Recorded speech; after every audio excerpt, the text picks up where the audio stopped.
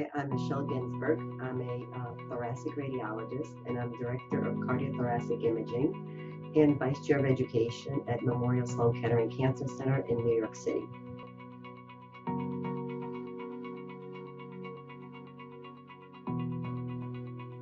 What is a subsolid lung nodule, and what does it represent?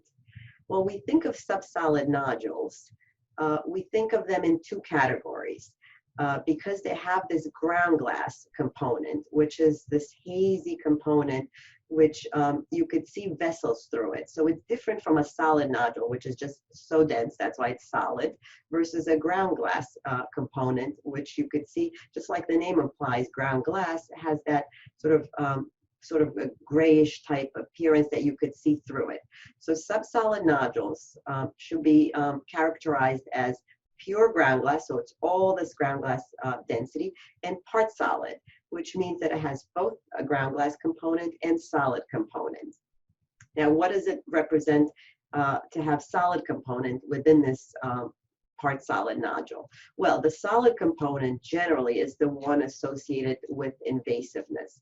So when you measure these nodules, it's really critical to measure the solid component of these part solid nodules, not just the ground glass component.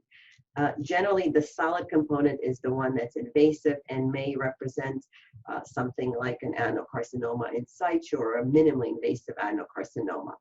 They can be followed up sequentially with CT imaging at specific intervals. And generally, the pure ground glass nodules are less likely to be malignant, but they can still be malignant and need to be followed up for years, generally up to 4 years. Now, a study which looked at individuals that were screened for lung cancer. So these are people that did not have a malignancy, but were just screened because they were high risk to have lung cancer. And in that study, they found that the part solid nodules, so the ones that have the solid component within it, had a 63% incidence of malignancy versus the pure ground glass, so the ones that are just hazy, those were only 18% malignant. So certainly when you find those nodules that are part solid, malignancy is much more likely than the ground glass nodule. But both these two types fall under the category of subsolid nodule.